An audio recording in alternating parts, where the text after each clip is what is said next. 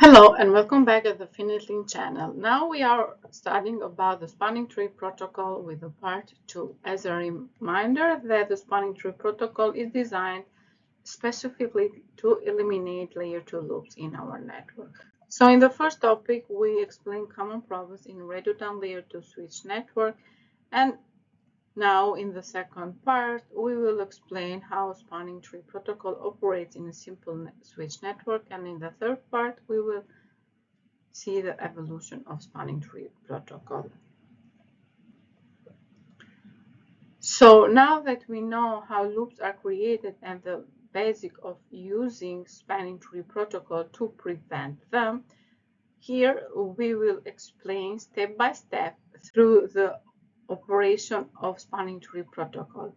By using the spanning tree algorithm, the spanning tree protocol builds a loop-free topology in four-step process, where the first one is by electing the root bridge, and then it needs to elect the root ports, the elect designated ports, and finally will elect the alternate blocked ports. During the spanning tree algorithm and spanning tree protocol functions, switches use bridge protocol data units to share information about themselves and their connection. The bridge protocol data units are used to select the root bridge, root port, designated ports, and alternate ports. Each bridge protocol data unit contains a bridge ID that identifies which switch sent the bridge protocol data unit. The bridge ID is involved in making many of spanning tree algorithm decision, including root bridge and port roles. Here, as it is shown in this figure, the bridge ID contains a priority value, an extended system ID, and the MAC address of the switch. The lowest bridge ID value is determined by the combination of these three fields. At the bridge priority, the default priority value for all the Cisco switches is a decimal value as 32768. The range is from 0 to 6140 in increments of 4096. A lower bridge ID priority is preferable. A bridge priority of 0 takes precedence over all the bridge priorities. And then we have even extended system ID. And the extended system ID value is a decimal value added to the bridge priority value in the bridge ID to identify the VLANs for the bridge protocol data unit. Early implementation were designed for networks that did not use VLANs.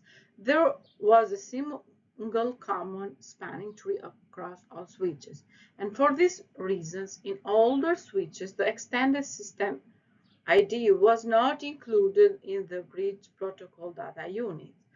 VLANs became common for network infrastructure segmentation, and that's why later it was included to support even VLANs, which required that the 12-bit VLAN ID be included in the bridge protocol data unit frame. The VLAN information is included in the bridge protocol data unit frame through the use of the extended system ID.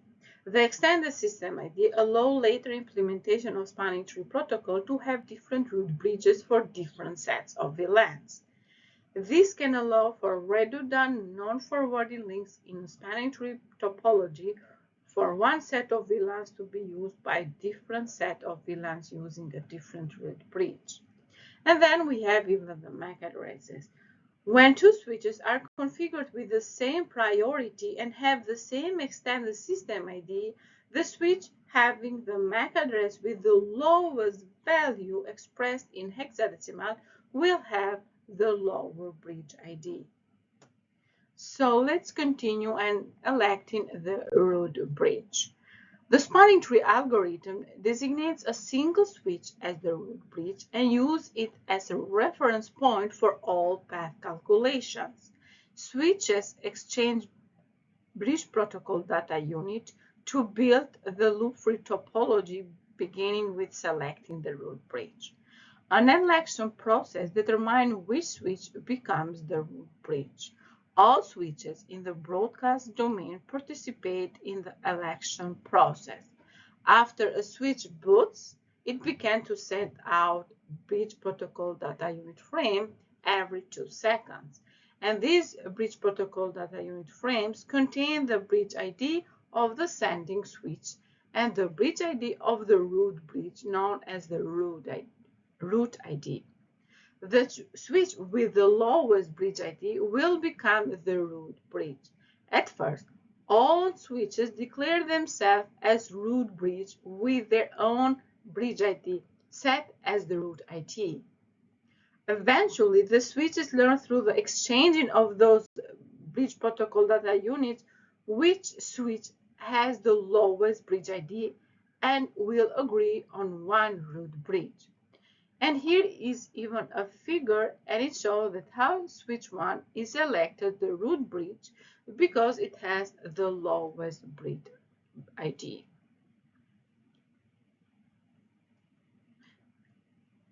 See, this is the lowest bridge ID.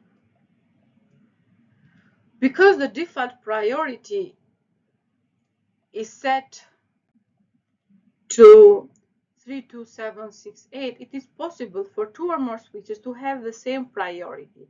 But here in this scenario that we are using, where the priorities are the same, the switch with the lowest MAC address will become the root bridge. To ensure that the root bridge decision best meets network requirements, it is recommended that administrators configure the desired root bridge switch with a lower priority. And as you can see here, all 3 switches have the same priority. And here all the switches are configured with this priority as 32769. And here the MAC addresses now become the decision factor as to which switch becomes the root bridge. The switch with the lowest hexadecimal MAC address value is preferred root bridge. In this example, you see that the switch number 2 will become a root bridge since it has the lowest value for its MAC address and is elected to be the root bridge for the spanning tree instance. Now that we have determined the root bridge, it's time to determine the root path cost. When the root bridge has been elected for a given spanning tree instance, the spanning tree algorithms start to process and determining the best path to root bridge from all destinations in the broadcast domain. The path information, known as the internal root path cost, is determined by the sum of all the individual port costs along the path from the switch to the root bridge. When a switch reserves the bridge protocol data unit, it adds the ingress port cost of the segment to determine its internal root path cost. The default port costs are defined by the speed at which the port operates. Here is a table that shows the default port cost suggested by for the Cisco switches, and then by default we use the value that are shown here in this table. All switch ports have a default port cost associated with them, and the port cost is configurable.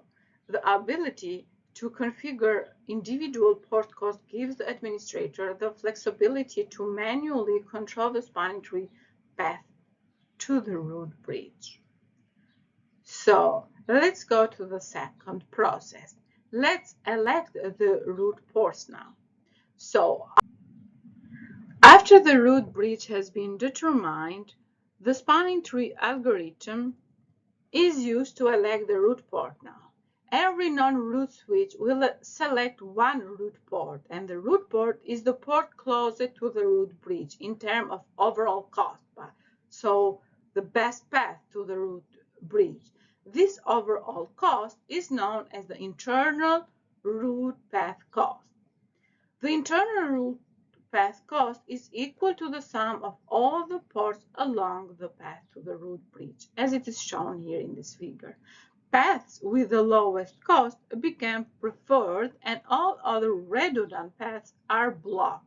And here in this example, the internal root path from switch 2 to the root bridge switch 1 over path first, it's 19. And if we use the path 2, the internal root path cost will become 32 because the cost from one link is 19, and here will be at the path 2 will be 2 links, so 2 times 19. Because path 1 has lower overall path cost to the root bridge, it is preferred path, and the port FAS01 will become as the root port on the switch 2. And after we elect the root port, we have to go and elect the designated ports. The loop prevention part of spanning tree becomes evident during these next two steps because each switch select a root port. The switches will then select designated ports. Every segment between two switches will have one designated port. The designated port on the segment with two switches that has the lowest internal root path cost to the root bridge. In the other words, the designated port has the best path to receive traffic landing to the root bridge. What is not a root port or a designated port becomes an alternate or blocked port. The end result is a single path from every switch to the root bridge. So, the first one, we have to see the designated port on a root bridge. All ports on a root bridge are designated ports, as it is shown here, because the root bridge has the lowest cost to itself. And that is the process where we have designated port when there is a root port. If one of the segment in a root port, then the other end is designated. To demonstrate this, here in this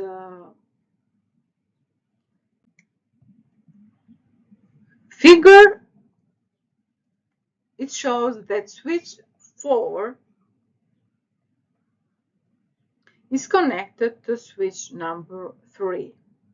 The fast Ethernet 01 interface on switch 4 is to its port root because it has the best and only path to root bridge. The fast Ethernet 03 interface on the switch number 3 at the other end of the segment would therefore be a designated port. And then we have the process when we have designated port when there is no root ports. And this it leaves only segments between two switches where neither of the switch is the root bridge. In this case, the port on the switch with the least cost path to the root bridge is designated port for the segment. And for example, here in this figure, the last segment is the one between switch 2 and switch 3. Both switch 2 and switch 3 have the same path cost to the root bridge. The spanning tree algorithm will use the bridge ID as a tiebreaker. Although not shown in this figure, we know that switch 2 has a lower bridge ID, and therefore the fast Ethernet 02 port of the switch 2 will be chosen as the designated port. Designated ports are always in the forwarding states. After we have elected the root ports and designated ports, we have to go and elect the alternate and blocked ports. If a port is not a root port or a designated port, then it becomes an alternate or a backup port. Alternate ports and backup ports are in discarding or blocking state to prevent loops. And here in this figure, the spanning tree algorithm has configured the port fast Ethernet 02 on the switch 3 in alternate role. The port fast Ethernet 02 on the switch 3 is in the blocking state and will not forward Ethernet frames. All other inter-switch ports are in forwarding state. This is the loop prevention part of the spanning tree protocol. And let's see an example of electing a root port from multiple equal cost paths. When we have to elect a root port from multiple equal cost path, a switch will determine a port by using one of the criteria that we will explain. The first criteria is the lowest sender bridge ID. And here there is a figure that shows the topology with 4 switches, including switch 1 as the root bridge, as you can see. Examine the port rows. Port fast Ethernet 01 in the switch 3 and port fast Ethernet 03 on the switch 4 has been elected as the root port because they have the lowest cost path to the root bridge for their representative switches. And now we have the switch number 2, which has 2 ports, fast Ethernet 01 and fast Ethernet 02, with equal cost path to the root bridge.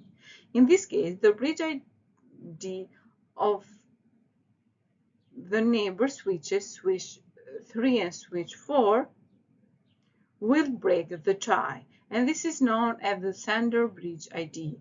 Switch 3 has this bridge ID and switch 4 has this bridge ID. By examining those bridge ID, we come in the result that since the switch 4 has a lower bridge ID, the fast Ethernet 01 port of the switch number 2 that is connected with switch number 4 will be the root port. And the second criteria when we have to elect a root port for multiple equal cost path is the lowest sender port priority.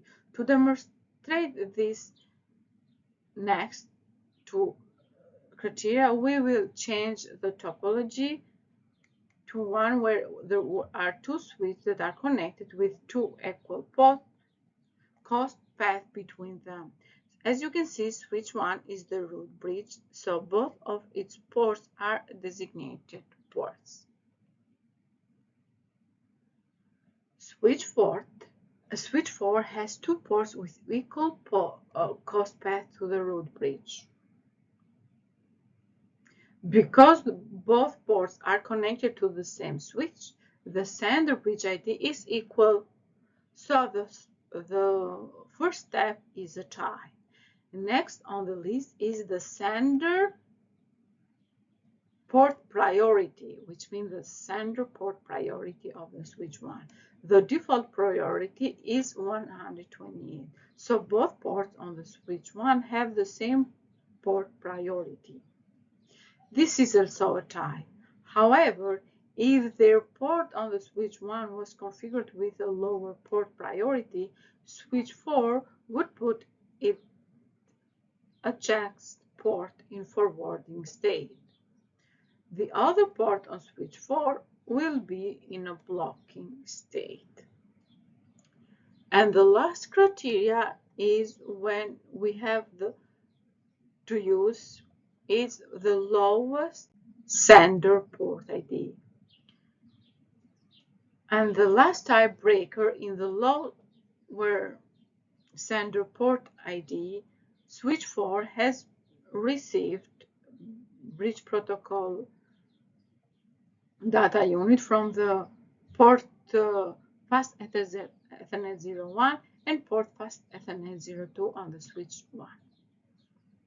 Remember, the decision is based on the sender port ID, not the receiver port ID. Because the port ID of fast Ethernet 01 on the switch 1 is lower than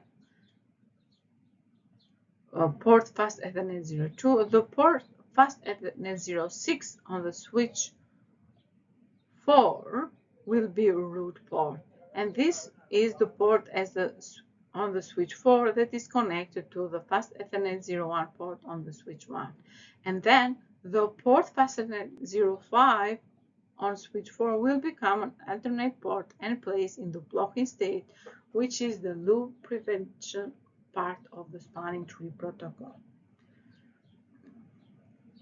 So the spanning tree protocol, during his algorithm process, has spanning tree timers and port states. The spanning tree protocol require 3 timers, which are the hello timer, which is the interval between bridge protocol data units. The default is set to seconds, but can be modified to between 1 and 10 seconds. We have the forward delay timer, which is the time that is spent in the listening and learning state. Sorry. The default is 15 seconds, but can be modified to between 4 and 30 seconds. And then we have even the max age timer, which is the maximum length of the time that the switch waits before attempting to change the spanning tree protocol topology. The default is 20 seconds, but can be modified to between 6 and 40 seconds. And remember, the default times can be changed on the root bridge, which dictates the value of this timer for the spanning tree protocol domains. The spanning tree facilitates the logical loop-free path through the broadcast domain. The spanning tree is determined through the information learned by the exchange of the bridge protocol data unit frames between the interconnected switches. If a switch port transmission directly from the blocking state to the forwarding state without information about the full topology during the transition, the port can temporarily create a data loop. And for this reason, the spanning tree protocol has 5 port states, 4 of each were operational port state as shown here in this figure. And you have to know that to avoid the problem with spanning tree protocol, it is recommended a maximum diameter of 7 switches when using the default spanning tree protocol timers. And the default of each port states are shown here in this table, where the port state blocking the port is in alternate port and does not participate in frame forwarding. The port receives bridge protocol data unit frames to determine the location and root ID of the root bridge. The bridge protocol data unit frames also determine which port roles each switch port should assume in the final active spanning tree topology. We have the listening state, where after the blocking state, a port will move to the listening state, and here by receiving the bridge protocol data unit frame, determine the path to the roots. And then we have the state of learning, which is a switch port transition to learning state after the listening state. And we have even the forwarding, where a switch port is considered part of the active topology, and we have the disabled It's a switch port in the disabled state that does not participate in spanning tree and does not forward frames. And we have even operational details of each state port, and this is a table that summarizes all the operational details of each port states, and it shows the port state and if they receive or no bridge protocol data unit, or if they will even send this bridge protocol data unit, and it shows even they will have updates in the MAC address table and the process of forwarding data frames, and it shows which state will forward data and in which states we will have update in the MAC address table, and in which state we will only receive bridge protocol data unit, and in which of those we will even send the bridge protocol data unit. And until now, we have discussed spanning tree protocol in an environment where was only one VLAN. However, spanning tree protocol can be configured to operate in environment with multiple VLANs, and this is called Per-VLAN spanning tree. And it's a version of the spanning tree protocol, and there is a root bridge elected for each spanning tree instance. With this, it makes possible to have different root bridge for different sets of VLANs. And remember that the spanning tree protocol operates a separate instance of spanning tree protocol for each individual VLANs. If all ports on the all switch are member of one VLAN, for example VLAN 1, then there is only one spanning tree instance. So that was all about the second part of the spanning tree protocol, where we saw all the operation about spanning tree protocol, how to elect the root bridge, how to elect root ports and alternate ports, all the process that we went through. And in the last video, which will be video number 3, we will see the evolution of spanning tree protocol. Until then, thank you for being with us, and if you are new at this channel, do not forget to subscribe and hit the notification button. And for those who like the video, I will consider to share that with your friends. By doing so, you are helping us grow our channel. Thank you and see you soon.